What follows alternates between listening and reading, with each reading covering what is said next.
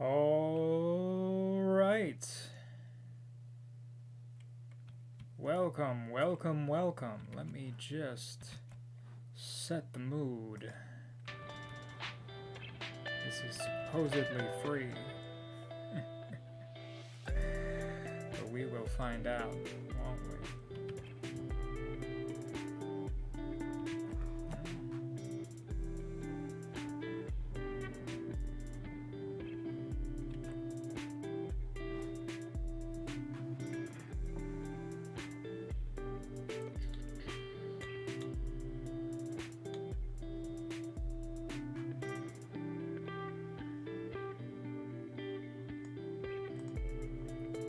Okay.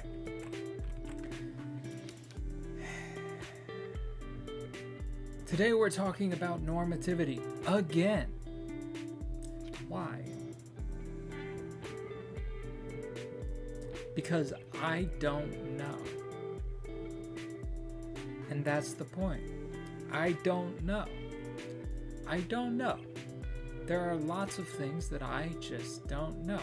Specifically, what we're talking about today has to relate to epistemology, the study of knowing, the philosophical endeavor to study knowing. So, how does normativity relate to this idea of epistemology? How do we know things to begin with? Is it normative to know things? Well, that's what I'm looking to find out. Because honestly, I don't know. So we're going to be examining a couple things today. It's going to be a research stream. We're going to be covering, we'll probably go through, I might get bored, so I might log off sooner than I intend, but the intention is to go through some of the philosophical, the Stanford Philosophical Encyclopedia articles, some of those. We're going to watch some videos. We're going to get hyped about normativity. And with this one word, it will unlock the key to everything. Or at least to some things that we know a little bit, that we may come to understand with a little more nuance, which is what we hope to achieve. Better understanding. So yeah, with that, we are going to dig right in here. I figure I would start with a little ode to an influence. His name is Robert Anton Wilson, and he's a weird psychedelic thinker from like the 60s, obviously. 60s, 70s. Wrote a lot about conspiracy theories. And in the spirit of the time, in the spirit of the day, I figured we would watch like, I don't know, 2 minutes of this man speaking. So I am going to throw this dude up, and we are going to just partake in a moment of a moment of Bob.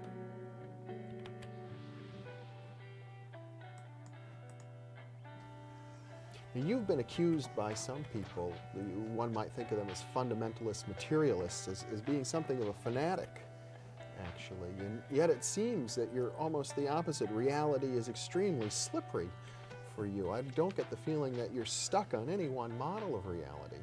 Well, you know what Freud wrote about projection. The people, yeah, I have been accused of being a fanatic in the Skeptical Inquirer, but you just have to open that journal to see the people who put it out are all fanatics. And the people who accuse me of being possessed by devils are all the type of right-wing fundamentalist who rolls around and speaks in tongues and gives all the signs of being possessed by the devil themselves. So I tend to look at, I think I basically I'm a mirror. My books are mirrors, and when a monkey looks in, no philosopher looks out. Well, how do you separate the inside from the outside?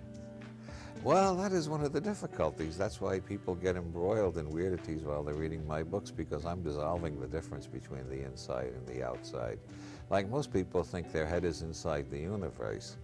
but I have demonstrated in several of my books that the universe is inside our heads. Our head is outside the universe. This whole studio, for instance, it's got to be inside my head or I wouldn't be aware of it. I've got a model of it inside my head. Now, inside that model of the studio is a model of me, and on top of the model of me is a model of my head. But that's not my real head. My real head contains the studio and my body and this model of a head. And it's the same with the whole universe. The whole universe is a model contained in my head, which contains a model of my head. So I've got two heads, the head outside the universe and the head inside the universe. Now, We'll stop it there. I feel like that pretty much sums up everything. Right?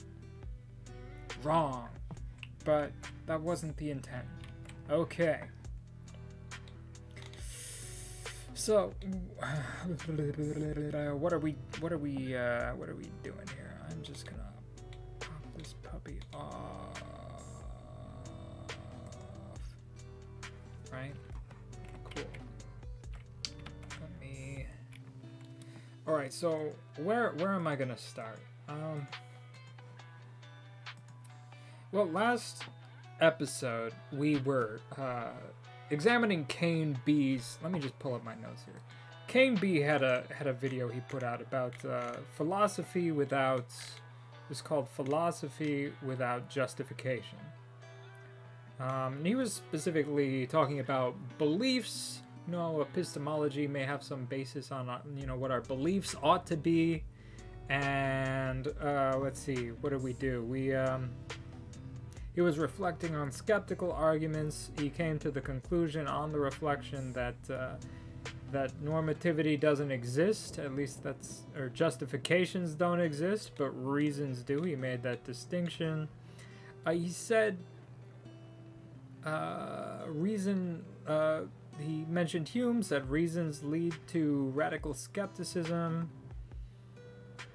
That we have to make a probability judgment in order to have that confidence and need to make an assessment. So then we are making an assessment on our judgment, and then we're making an assessment of our judgment, and it's, what is that, an infinite regress? Is that what that's called? So his basic conclusion is that normativity, or, you know, I may be misusing these words. There's normativity and then there's justification. But his point was that justification is essentially unjustifiable, and he sort of, it seems like he sort of gets away with something with that. It seems like, by his account, he can get away with saying, well, I'm not actually justifying it. I don't need to justify it. I'm just giving a reason why I think that is the case. And it feels a little sleight of hand. But it's it's not satisfying, is it? No, it's not satisfying. And because you don't know, I have about 3 classes of a philosophy major, 3 or 4 classes of a philosophy major in my belt, and I ran out of money, so I can't keep pursuing that degree. I'm probably better for it. Insert crucial self-aware joke about how philosophy is actually useless and I'm gonna end up being a barista. Joke's on you. I already was. Well, I worked in pizza, but same diff, just it's a harder job. Anyway, ramble over. Normativity. Why am I so on this word normativity? Because I don't get it. What is it? So, okay, my best definition of something that's normative is it's like the should statement, what we ought to do. It's prescriptive, not descriptive, right? That's sort of my loose, fluffy definition. I have a hard time sort of really grokking these things in a way that I can speak about intelligently, which tells me that I probably don't understand it very well. So what we're going to do is watch some YouTube content. Probably start there because it's going to be more fun. And we might read some of the Stanford Encyclopedia of Philosophy. We're gonna try and like dig into this and see if maybe we come out better on the other side. So for my first thing here, there's this philosophy dude, Jeffrey Kaplan. And he's going to tell us about the normative descriptive distinction and the varieties of normativity. And I will likely be more confused at the end of this than I am right now. But that's okay.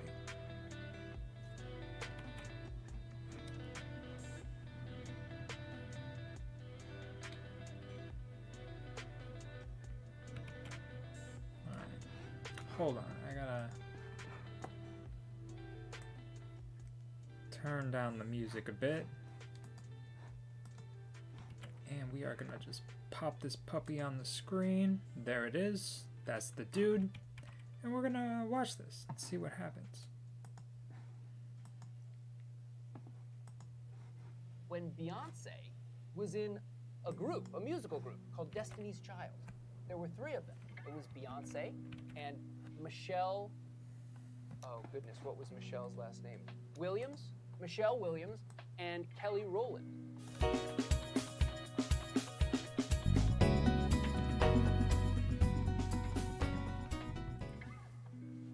One of the most important ideas throughout this course is the distinction between the descriptive, that is, those facts or laws or claims that say how things are, and the normative, that is, those facts or laws or claims that say how things ought to be. So, for example, if there's a movie and it's very popular, a descriptive... Okay, so I was right. It's the ought statement. It's how things ought to be. Cool. Anyway, let's keep going. Claim would be that 1 million people saw this movie. That says how things are. But there might also be a fact about how they ought to be. Maybe it's the case that people should see that movie, or maybe they shouldn't. Those are normative. Okay, so something I think I want to highlight right now. Let me just pull up my little handy dandy notepad. Is that descriptive and normative seem to be the same as descriptive and prescriptive.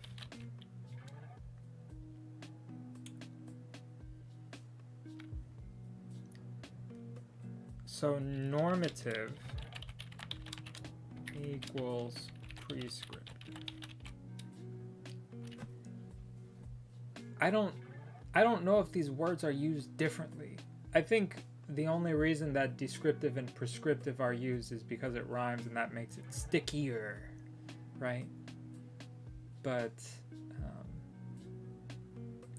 what I want to know is if there is a distinction to be made here between the normative and the prescriptive. If not, great, that seems to be the case, but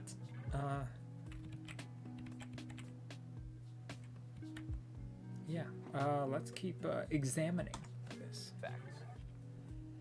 Now, normative facts or normative claims come in at least 3 varieties. Three varieties. Moral variety. This is the kind of normativity that we've been talking about almost exclusively for this entire course, right? If it's the case that you ought to donate a lot of your money to charity instead of keeping it for yourself, because donating it to charity will help other people, and that's just the right thing to do, well, that's a moral fact about what you ought to do. But then there are other senses in which you ought to do something. Another sense is called prudential, and that comes from the word prudence, right? It has to do with what's wise for you, given your own interests, given your own aims. What you prudentially ought to do is what's good for you. Take the example of auto manufacturers, right? In the 20th century, in Detroit, Michigan, there were all these factories, and they would build cars. And these were really good middle-class jobs. And the folks that worked in the factories, they got their income from, say, General Motors, right? And then they often also got General Motors stock. And they would keep the stock. That is, they would save for their own retirement by just holding lots of General Motors stock. This was a bad idea. Colossally bad idea. Why? Because, well, if General Motors does poorly and people aren't buying enough of these cars, then if you work in one of their factories, you might be out of a job. But also, the same time when you'd lose your job, you'd lose your income, General Motors stock would be going down, right? And so you'd lose your savings. Your savings would be, well, less because General Motors stock would be plummeting. And that is the moment in time when you lose your income that you most need your savings, right?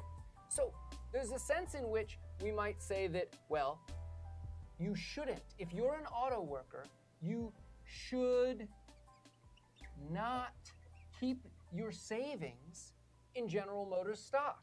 You should instead keep your savings in the stock of a bicycle company or something like that. What's the nature of that should? In what sense should you keep your retirement savings in the stock of a bicycle company? Well, it's not the sense that it's morally good. I mean, morally, maybe what you should do is keep your retirement savings somewhere else that'll help people. Or maybe you shouldn't keep any retirement savings at all. Maybe you should donate the money to famine relief. Those are moral facts, and they can come apart from facts about what's good for you. And so the sense in which you as an auto worker should not keep your retirement savings in General Motors stock is the sense in which it's going to hurt you. It's going to make you poorer.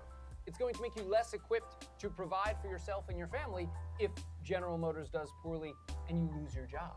That's prudential morality. Here's one more example. You may be too young to know about this. There was a period in time when Beyonce was in a group, a musical group called Destiny's Child. There were three of them. It was Beyonce and Michelle, oh goodness, what was Michelle's last name? Williams, Michelle Williams, and Kelly Rowland. Those were their names. They were Destiny's Child, and they had some hit songs, right?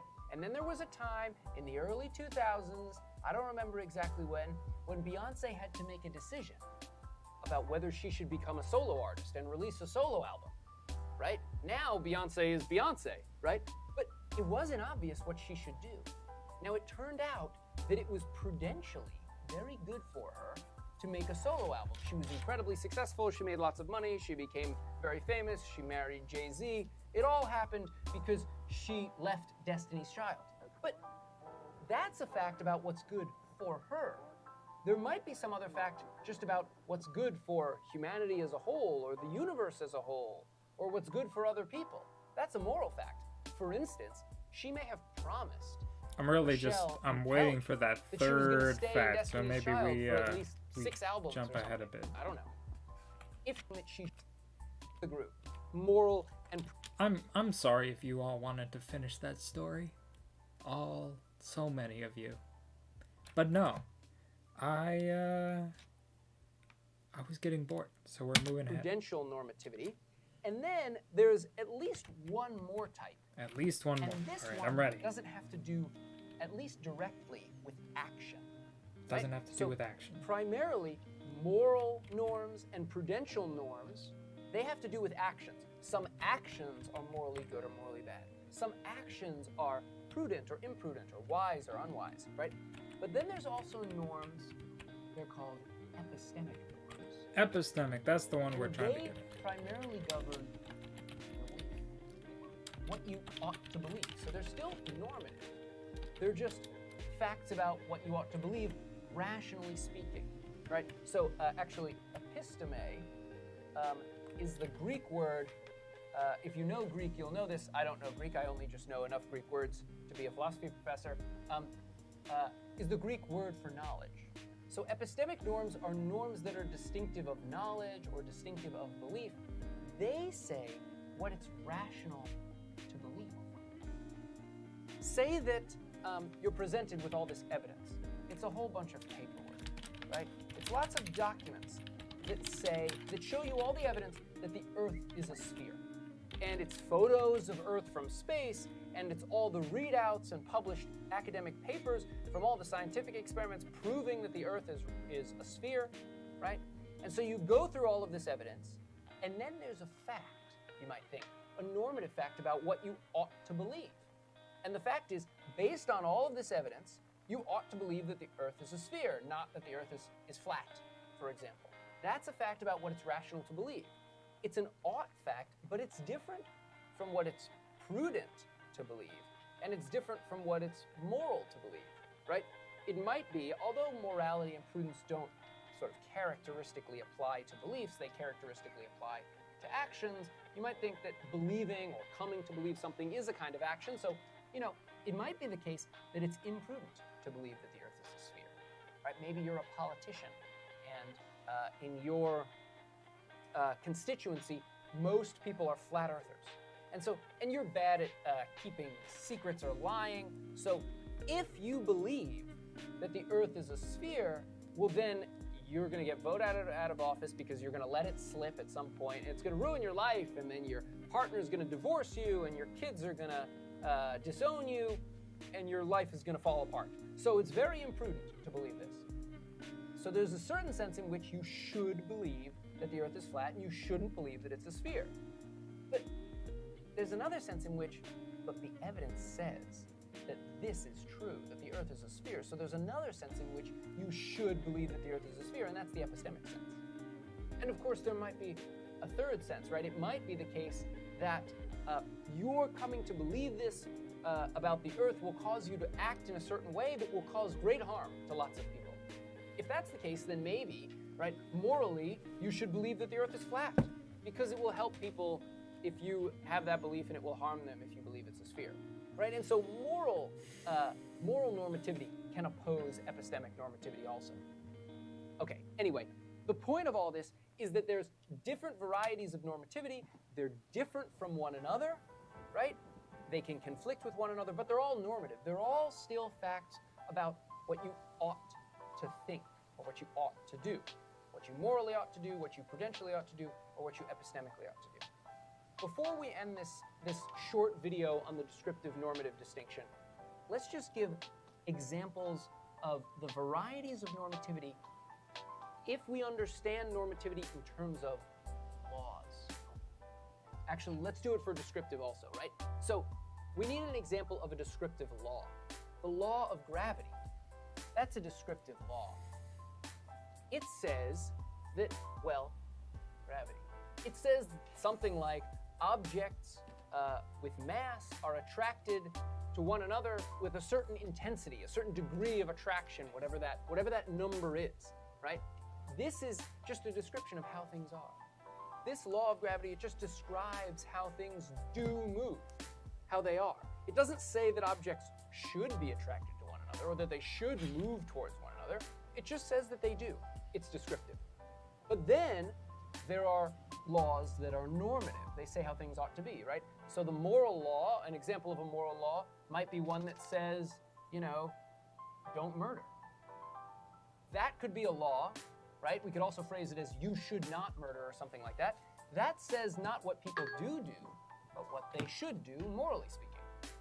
Or there might be a prudential law, right? A prudential law might be that you should diversify your investments, or that you should, distance yourself from toxic relationships, right? If you have a friend or a partner who is dragging you down, there's a law that says that you should distance yourself from them, maybe.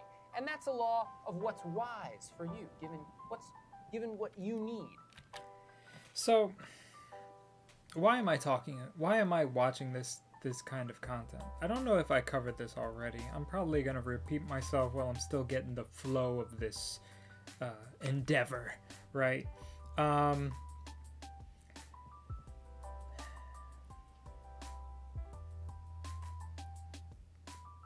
think there's to a certain degree, it's a matter of fulfilling a felt sense of security, right? It's easy to make claims to knowledge, and certainly those claims may be they may present as somewhat obvious, common sense, and that's fine. That is fine on a day-to-day basis, but there's something unsatisfying about just not being able to explain things at a deeper level. There's a kind of twisting in the windedness, because that's definitely a word. There's a kind of twisting in the wind, like a feeling of twisting in the wind when someone asks, like when kids ask their parents, well, why? Well, why? Well, why? And at some point it's like, well, because. It's not that there isn't an additional answer to like the thread of whys. It's just that at some point it gets hard to explain things.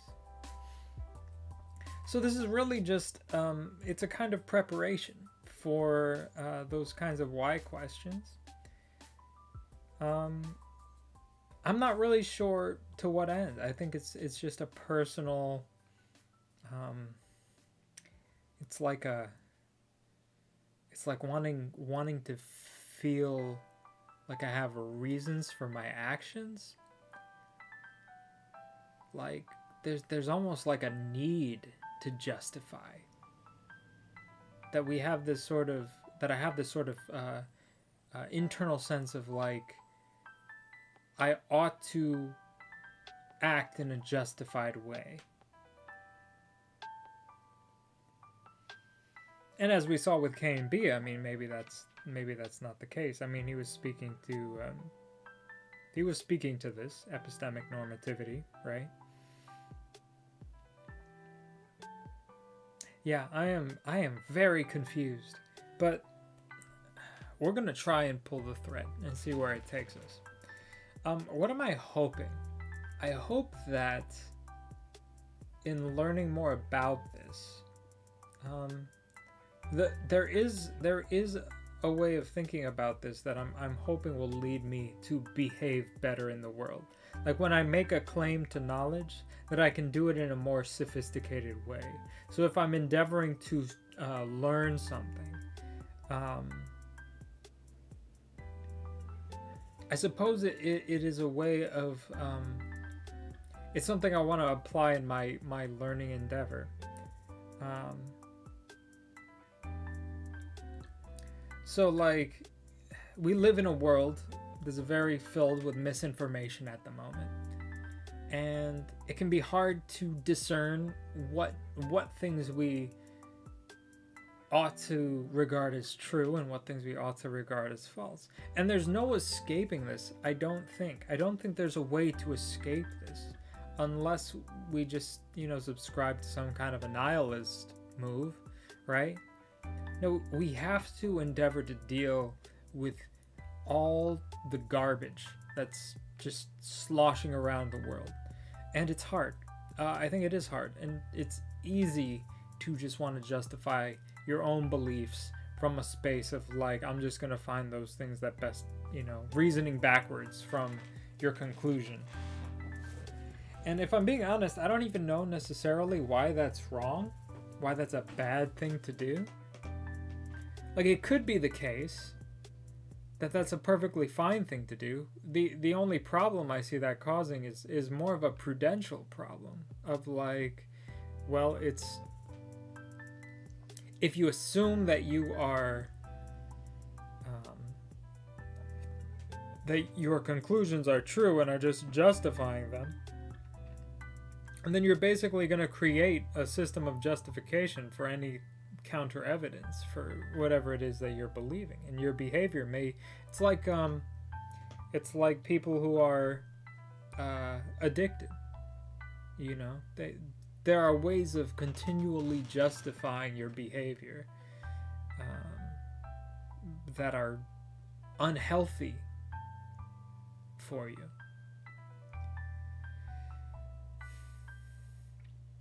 So I guess that's part of what this project is. I'm trying to develop a system of um, sifting through my own bullshit, my own lies that I tell myself. Right? Right. Cool. Let's finish this up and see where we're going to Right? next. What's good for you?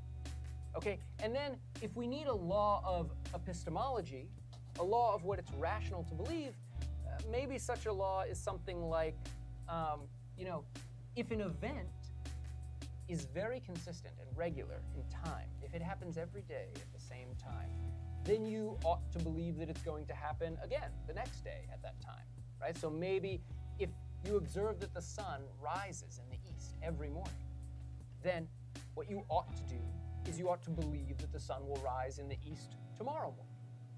Maybe that's an example of an epistemic law, something that you should believe. So something like believe, you know, in a regularity. Believe that regularities will continue, something like that. Anyway, these are examples of laws. You have descriptive laws, you have normative laws of all three types. Okay, that's the normative descriptive distinction. We're going to need that a lot in this course. Okay.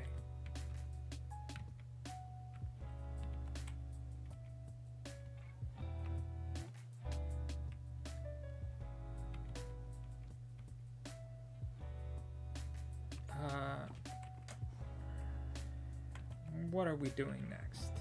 I'm gonna just...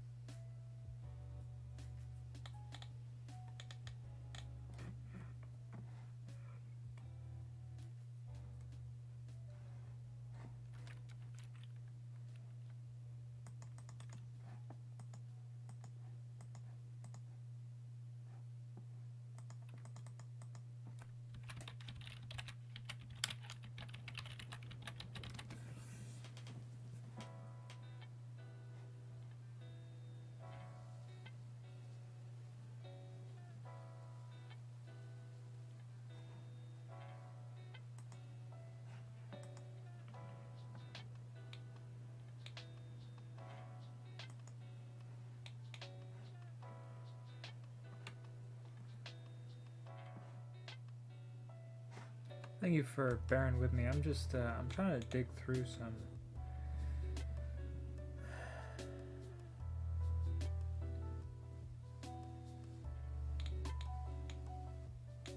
What is going to be best to talk about this?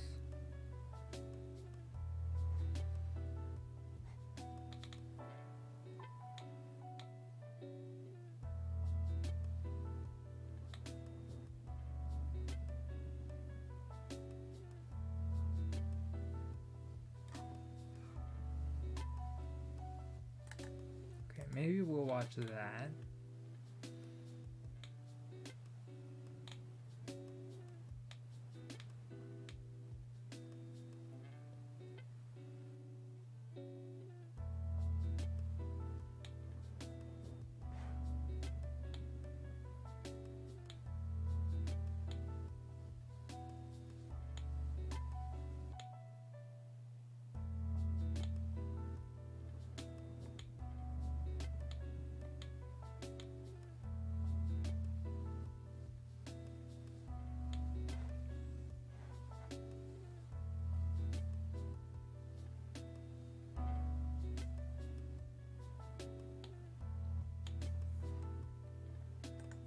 You know what? This seems like something worth looking into. It's by Wireless Philosophy, and it's the epistemic regress problem. I'm gonna just toss this puppy up.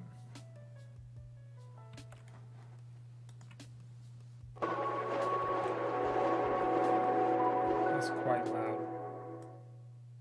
Hello, I'm Kevin McCain. I teach philosophy at the University of Alabama at Birmingham, and today I'll be discussing the epistemic regress problem. Okay. The Teach epistemic me. regress problem is a very old problem in epistemology. We Aristotle. find reference to this issue as early as the writings of Aristotle. And while it's sometimes used as a way of arguing in support of skepticism, for instance, we find this sort of move in the works of Sextus Empiricus. The Good old most important Sextus. role of the regress problem is its function in helping us get clear about the structure of epistemic justification. So, Okay. So the most important thing about the epistemic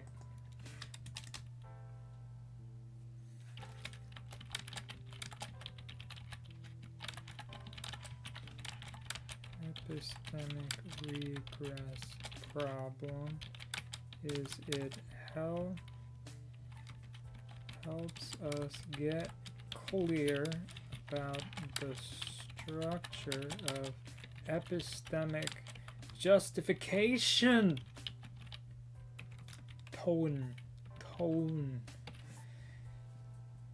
What does any of that mean? The most important thing about the epistemic regress is it helps us get clear about the structure of epistemic justification.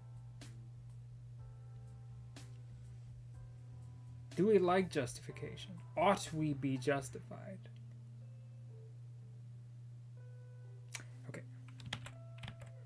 when we explore the regress problem and various responses to this problem, it helps us to get clearer about how our reasons must be related to one another and to the things we believe in order for those beliefs to be justified.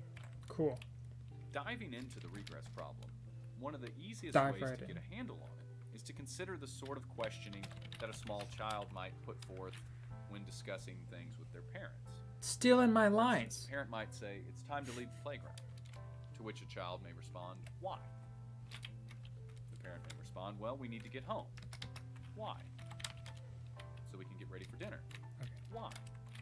This sort of questioning can go on for a very long So the epistemic regress problem is the name. The epistemic regress I swear I didn't. This just popped up.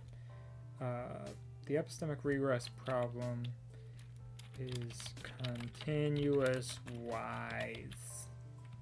Cool. time.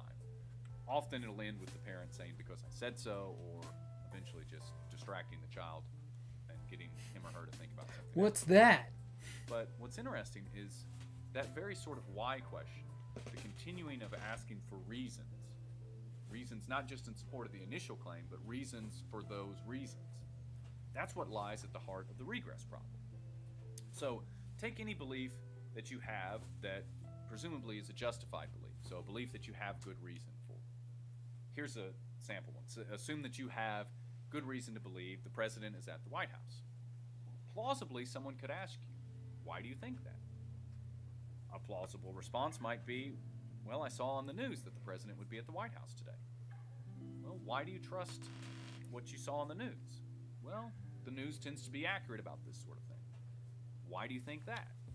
And you can see we're on to the very same sort of question. So let's think about this. Okay, so you have a bunch of information floating out there, and this information, something you saw on Facebook or whatever, you're out there, you're examining reality. You're like reading some stuff, and you read something that generally justifies your like it's a thing you saw on the internet, maybe Facebook, maybe some conspiracy website or whatever, and you're generally like, this must be true because I feel a certain way, right? And like there's something like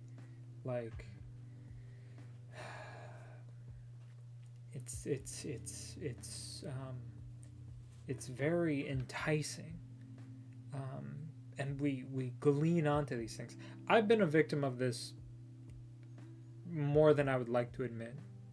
It's one reason why I am both very fond of and very hesitant to jump on board with everything that John Vervaeke is. I'm very inspired by him, but I don't want to get pulled into a cult. And his language is kind of culty. Not gonna lie, it's a little culty. The way that jargon tends to be, right? So, and the way that his people who like him tend to be. But you know, fair enough. So we're awash in all this nonsense. How do we get a handle on it? Is a website a good place to say that, you know, that's a good justification for your belief? Now, some people don't want to be questioned about justifying their beliefs, and that's certainly a position one might have. But if you're saying that beliefs ought not to be justified, which is kind of feels like a performative contradiction, because you're using an ought, but if you're saying that your beliefs don't need to be justified, the problem with that is you may then need to carry that through.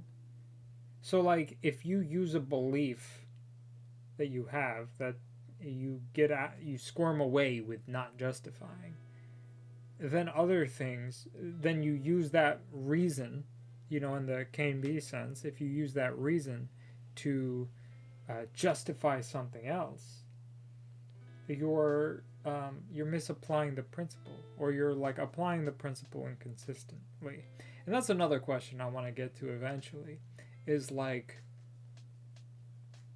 how do you, I feel like we intuitively don't like inconsistency, but I don't know. I like justifications.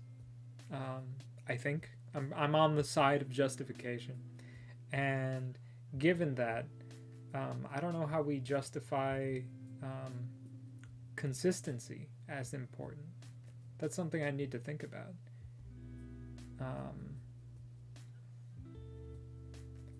I mean, you could make justifications appealing to, like, well, it's useful in life to have other people, you know, be able to count on you and you count on them. I don't know that that's a good reason.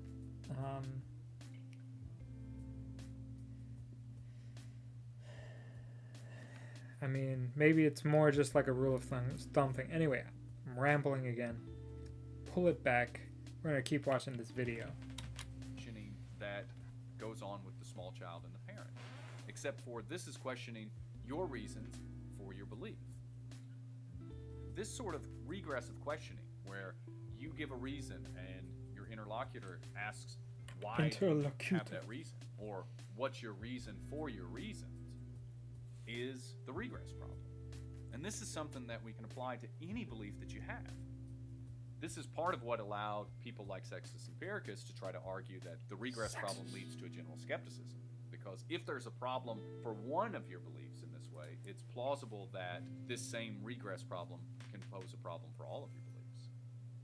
Now, when we're exploring this regressive reasons, where you've given a reason for your belief, and then you're asked for a reason for that reason, and a reason for that reason, and so on, it seems like we have three options. One, this chain of reasons comes to an end, so there's an end point. Two, the chain of reasons continues infinitely. So for any reason you give, there's another reason for that reason. Or three, this chain of reasons circles back on itself. So for instance, you have a reason for your belief that P, which is your belief that Q. Your reason for your belief that Q is your belief that R. And your reason for your belief that R is your belief that P. In this case, your reasons go into a circle. The skeptic claims... Hold on. This chain of reasons comes to an end, so there's an end point. Two, the chain of reasons continues infinitely. So for any reason you give, there's another reason for that reason. Or three, this chain of reasons circles back on itself. So for instance, you have a reason for your belief that P, which is your belief that Q. Your reason for your belief that Q is your belief that R. and your reason for your belief that R is your belief that P. In this case, your reasons go into a circle. The skeptic claims none of these options can generate genuine justification. So, since this applies to all of your beliefs, you have no justified beliefs. But more important than the skeptical take on this is how these three options that we considered, that the chain ends somewhere, that it goes on infinitely, or that it circles back on itself, these give us direction in trying to figure out the structure of epistemic justification. And in fact, all of the primary views of epistemic justification fall somewhere under these three. And then a fourth one being skepticism, just the denial that there are justified beliefs. The first is the most popular view in contemporary epistemology. And that appears to be Kane B's stance, is the skeptic stance. And arguably the most popular view of the structure of justification since at least the time of Aristotle. That is, the chain of reasons ends. This is foundationalism. So the thought is, all of your justification, so all of your justified beliefs, if they're justified, and we trace back the reasons for those beliefs, and the reasons for those beliefs, eventually we hit a foundation of reasons or beliefs that are themselves justified, but they don't require any further justification. Often in contemporary epistemology, the foundational beliefs are beliefs that are justified on the basis of an experience.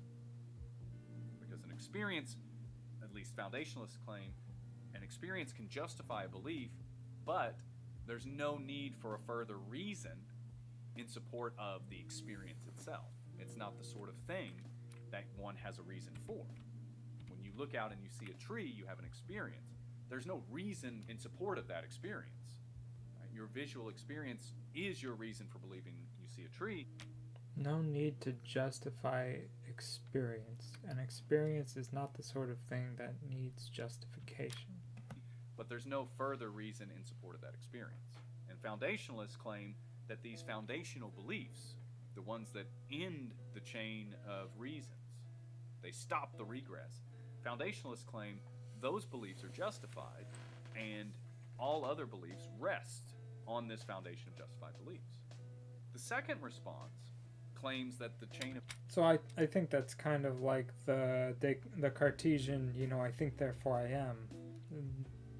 The I think is the experience, and that's the foundational belief. I'm pretty sure that that's what this is. If I'm wrong, let me know. Anyone? reasons goes on infinitely. Infinitism. This view has only really come about in very recent times, late 20th century and contemporary times. And this is called infinitism. And this is roughly the idea that as long as this chain of reasons could continue, where you have another reason for each of your reasons infinitely, then you have justification. And as I mentioned, this is a very new view because historically this view was largely dismissed by both skeptics and non-skeptics alike. Pretty much everyone thought that infinitism was not a real option. The third option is that the chain of reasons goes in a circle, and this is the second most popular. As I mentioned, foundationalism is the most popular. Infinitism has started to gain some ground, but is still relatively unpopular. But coherentism has this other view, and that is that the chain of reasons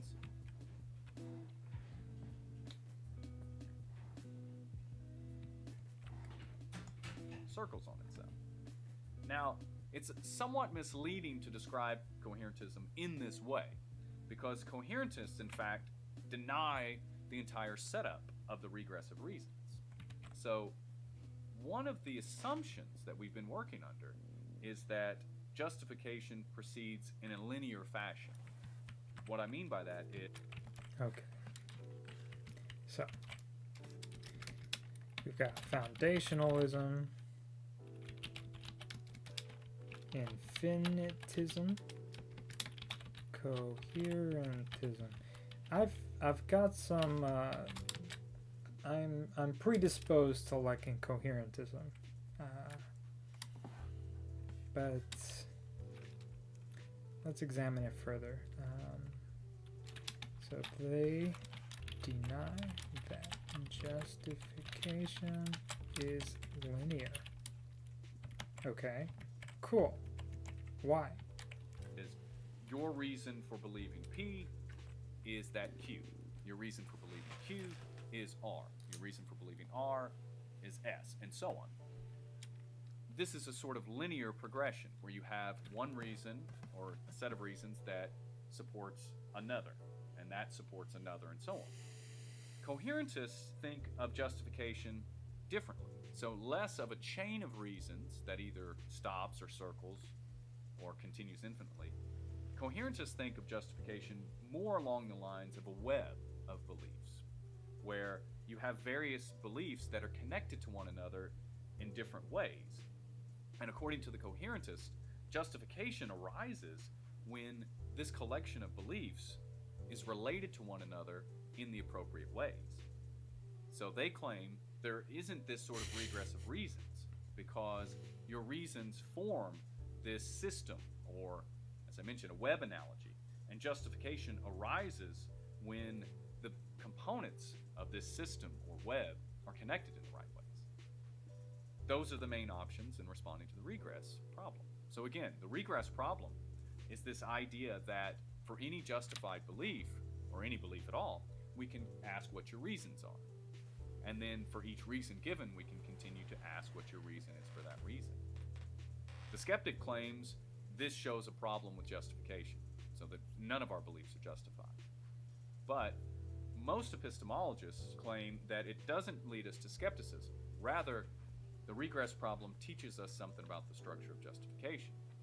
Foundationalists claim that it teaches us that justified beliefs eventually have to go back and rest on a foundation of basic beliefs that are justified themselves by something like experience that doesn't require a further reason. Infinitists tell us that the structure of justification is such that for any belief and any reason we give for that belief, we are able to give another reason. And that can continue infinitely. And that's what it means to have justification. The coherentist tells us that the structure of justification isn't linear in this fashion, as the regress problem seems to set it up. But instead, justification occurs when beliefs are connected in the right sort of way. So when you get a complex web of beliefs, or another way to understand it is a system of beliefs. And when this system of beliefs bears the right sort of relationships within itself, then you get justification. So these are the three main understandings of the structure of justification that arise from the regress problem. Cool.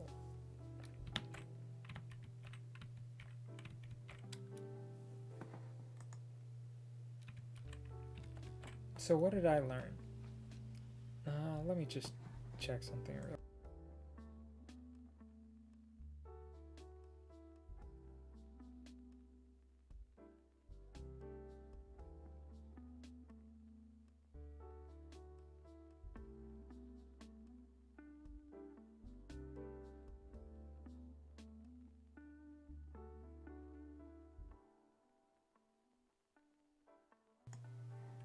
Okay, so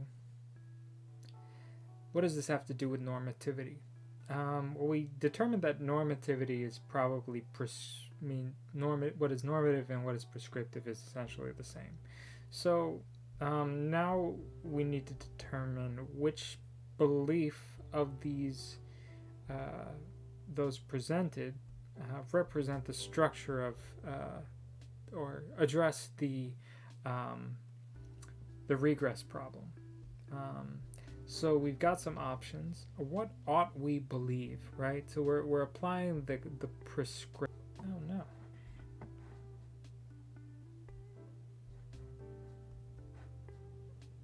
Yowza. Now, all throughout this,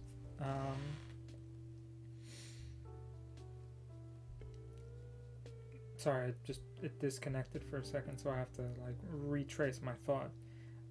Okay, so people are arguing for these different views about epistemology, and they're saying we ought to believe one of these views, probably because the thinking is one of them is the truth. Though I think it's probably reasonable to think that certain types of belief fall into certain different sets of structures. I don't know why that couldn't be the case. Why that should be the case is a whole different story. Are all beliefs created equal? We would have to examine, I guess, what sorts of things beliefs are. We have them, but what sort of thing are they? A lot of this is very heady stuff, right? Like, how would one apply this in one's real life? You know, like, how does this relate to the way one is in the world?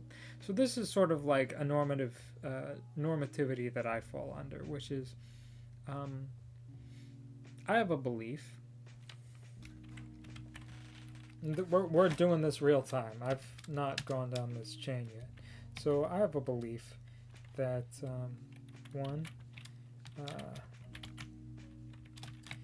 we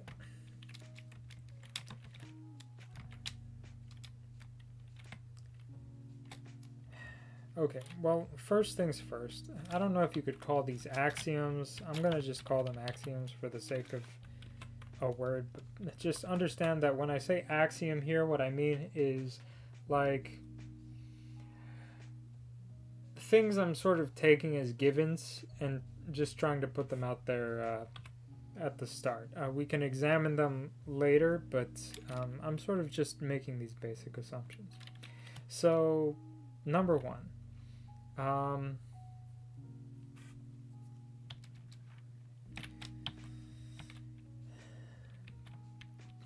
Beliefs ought to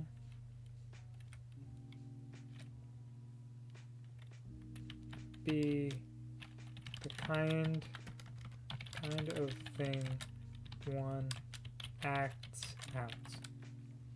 That is, another way of saying it is acting in accordance with your beliefs. So this goes back to consistency, which means one of the axioms has to be consistency. We ought to be consistent.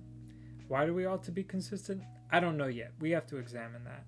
I don't know what it means to... there may be circumstances in which inconsistency is better with respect to beliefs.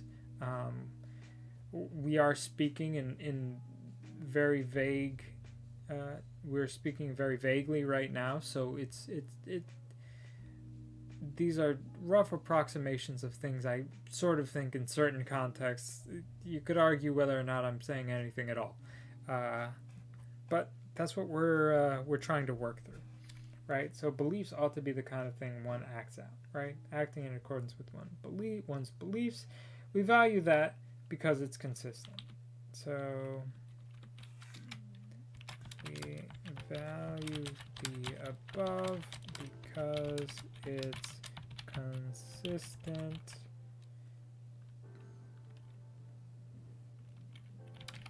Therefore, we value consistency. We have to value, because otherwise, if we don't value consistency, then we are there's no reason why we ought to care about acting in accordance with our beliefs. I mean, if there is, I can't think of one. Maybe there's another reason. I don't know. Right? So we value consistency. We ought to act out our beliefs. We probably want our beliefs to be... We probably want our beliefs to be true. Okay. No, you can't even see it.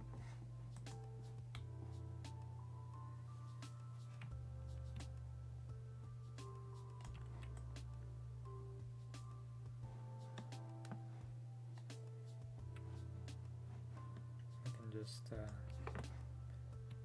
Swap that puppy over there, and we'll shrink it from the top. There. We probably want our beliefs to be true. That word true is going to be challenging. And that's sort of the next, I think the next step. Maybe. How do we establish truth?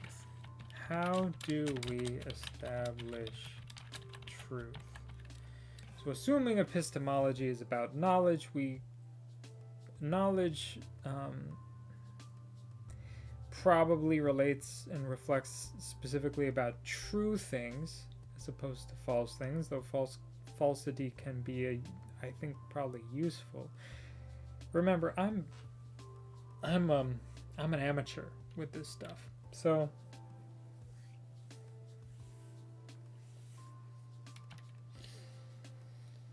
sorry, this is tricky shit. How do we establish truth?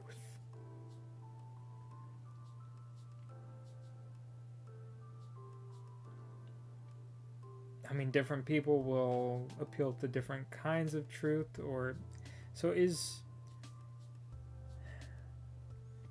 why don't we change that? We probably want our beliefs to be based on reality. I'm trying to be a little more technical with my language here, because like truth can mean a number of different things.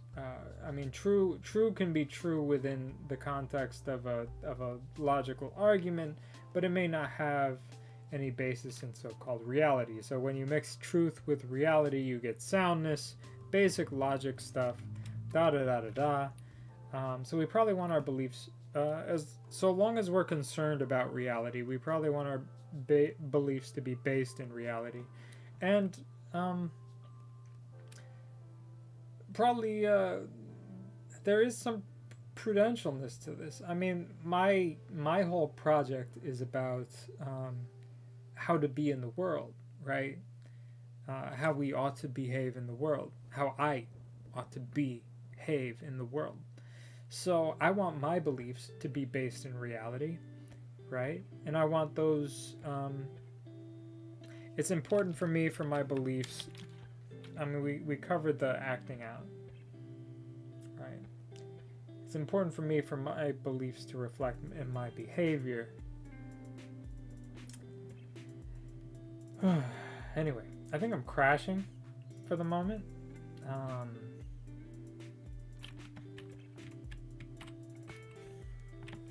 We've got to figure out more of this normativity thing, but I fear I'm going to just start to become real incoherent real quickly. Probably need to go get some food. These are some decent notes for the moment. We're going to come back at some point and keep digging in. And so we've established that normativity just means is in contrast to descriptive claims. There are normative claims, which are what we ought to do, which is the same thing as saying normative is prescriptive.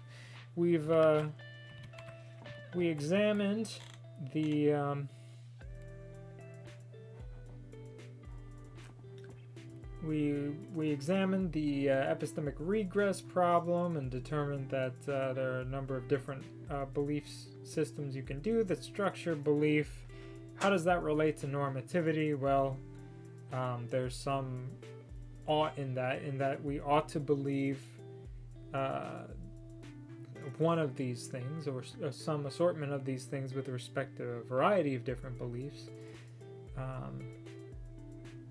Man, I really don't say much, huh? So, given that there are, four options to choose from, I'm probably aligned with coherentism. It just feels intuitively right. That